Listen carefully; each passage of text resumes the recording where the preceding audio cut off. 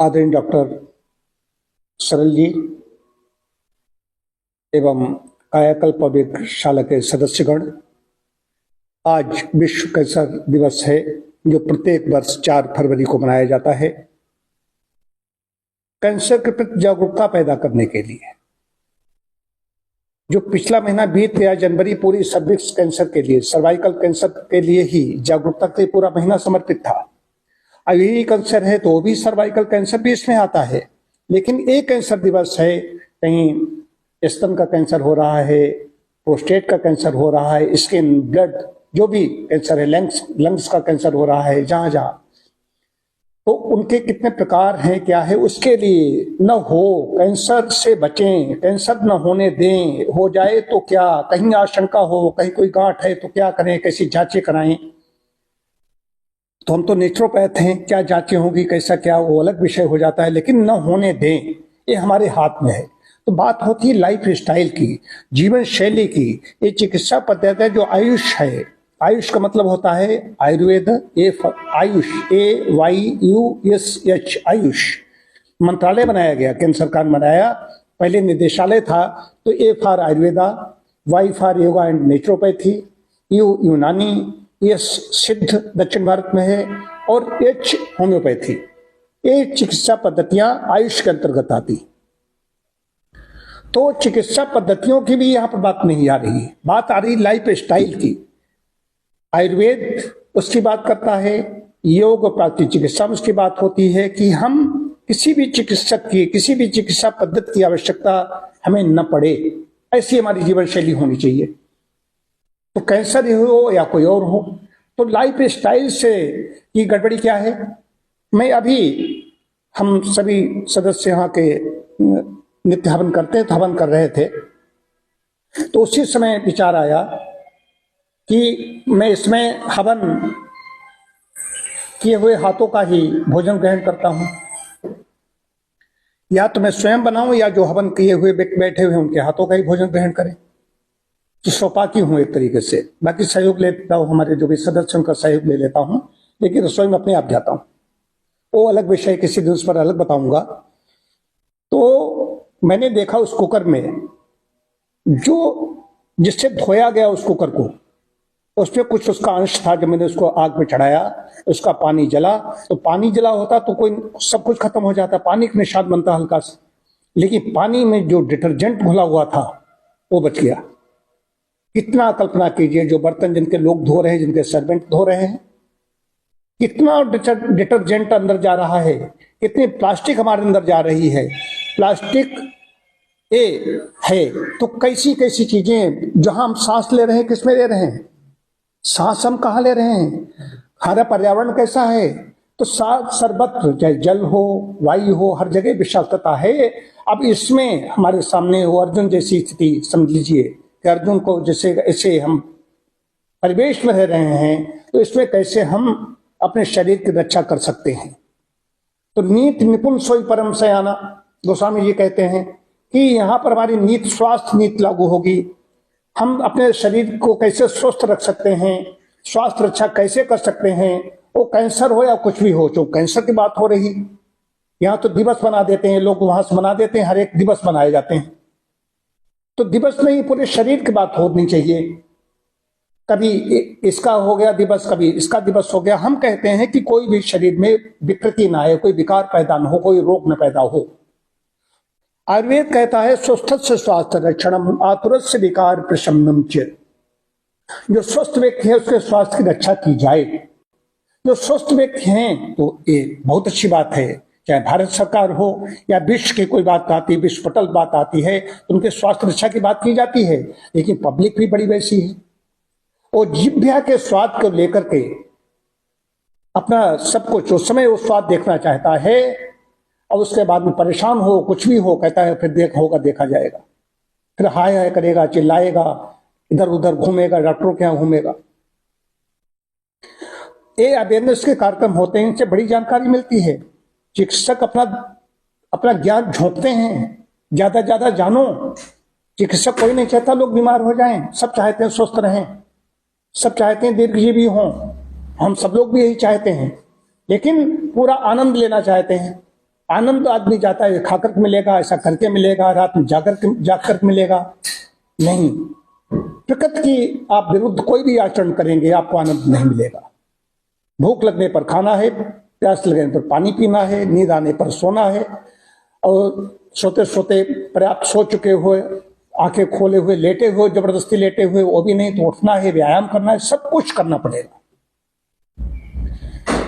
तो फिर मैं कई बार मैंने कहा है, बोला है कि प्रकृति की ओर ध्यान न देने के कारण ही मनुष्य आज हजारों किस्म के रोगों का शिकार बना हुआ है, जबकि वन के पशुओं और गगन के पक्षियों ने अपने ऊपर से प्रकृति का बरदहस्त नहीं हटने दिया, इसलिए वे रोगों से तो मुक्त है ही, उनमें पाप और अपराध जैसी कोई वस्तु नहीं पाई जाती।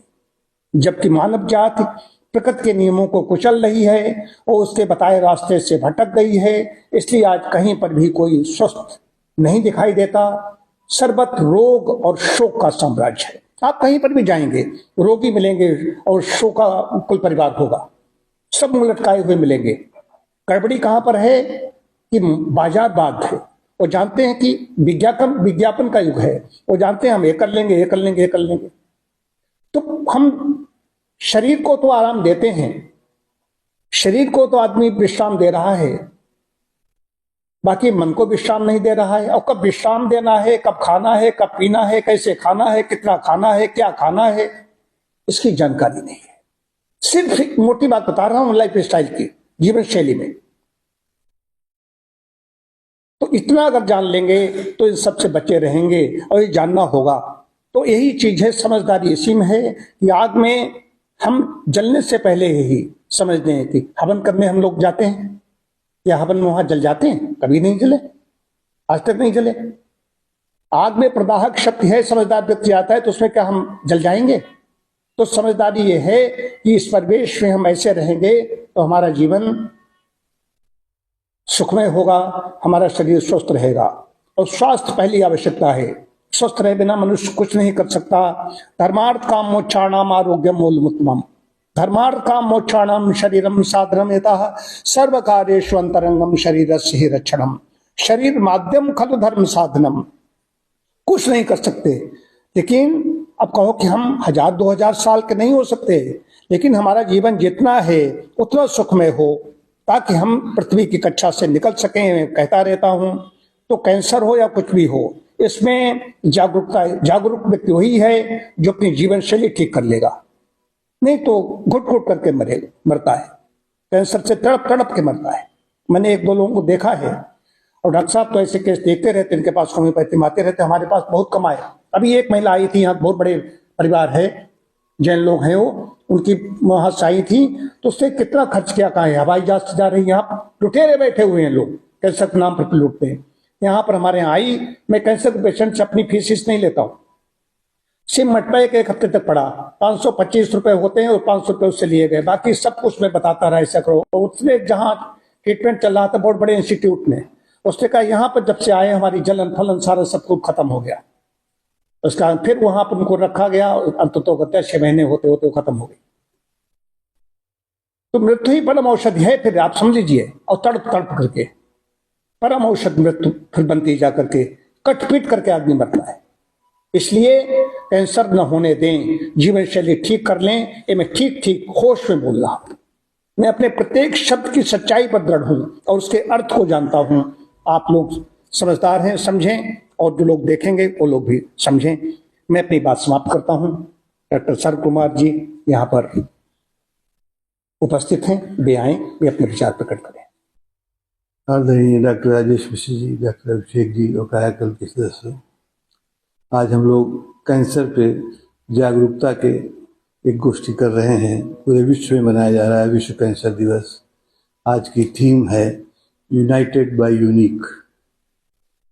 सब लोग इसके लड़ने के लिए सब लोग यूनाइटेड हैं, लेकिन सबकी हिस्ट्री हर मरीज की अलग अलग है। तो इसमें कैंसर एक्चुअली बात तो जानना चाहिए कैंसर होता क्या है। कैंसर में 2 तरह के डिवीज़न होते हैं, माइटोटिक डिवीज़न और मियोटिक डिवीज़न। तो इसमें इस तरीके का डिवीज़न होता है, जैसे बैंक की एफडी का उदाहरण लें, कितने साल में इतने % बढ़ेगी, दोगुनी हो जाएगी ना। इसमें रोज इस पर 1 से 2 होगी, 2 से 4 होगी, 4 से 6 होगी, चार से 8 होगी, 8 से 16 होगी, 16 से 17 नहीं होगी। सेल्स की संख्या बढ़ती रहेंगी और जस्ट डबल होगी। आज गांठ जरा सी दिखी, कल गांठ और बड़ी दिखेगी और बड़ी दिखेगी। इसके लिए जागरूक रहना है, हमको हमेशा जागरूक रखना है। जरा भी कोई दिक्कत तो अपने किसी भी नजदीक के चिकित्सक को दिखाएं, सलाह लें। अब जैसे कि मुंह का कोई घाव है, हो गया 6-7 दिन में ठीक हो जाना, नहीं ज़्यादा दिन बढ़ गया तो अपने चिकित्सक सलाह लें। ये घाव ज़्यादा दिन बना रहता है तो फिर कैंसर का भी होता है। हमारी कोई गांठ है, अप्रत्याशित रूप से बढ़ रही है तो ध्यान देना है। तिल है, तिल का रंग बदलता रहता है, कैंसर के पेशेंट की पहचान होती है, तिल का रंग चेंज होता है, कभी कुछ रंग का कभी कुछ रंग का। इस पर हमें ध्यान देना है कि क्यों हो रहा है, इस पर ध्यान। और ये लेडीज के ब्रेस्ट में जैसे कैंसर गांठ बनी बढ़ रही है, प्रत्याशित रूप से बढ़ रही है, इसकी हमें जांच करानी है। जांच करानी है, नहीं आपके हृदय में होती लखनऊ में कराइए। तो ये सब कराना है हमको। और महिलाओं में इन्फेक्शन वायरस से भी होता है, सर्वाइकल कैंसर, तो घाव अगर उसमें बन जाता है सर्विक्स में तो वो ठीक नहीं होता। मेन चीज़ है हमें अपनी जागरूकता और इससे बचाव। और बचाव में क्या है, हमारा प्रकृति से दूर जाना। जैसे कि अभी डॉक्टर साहब ने बताया कि प्रकृति से हम दूर जा रहे हैं। प्रकृति ने हमको तम्बाकू खाना नहीं सिखाया, हम तम्बाकू खा रहे हैं, पुड़िया खा रहे हैं, मसाले खा रहे हैं। हम प्लास्टिक का उपयोग करने लगे।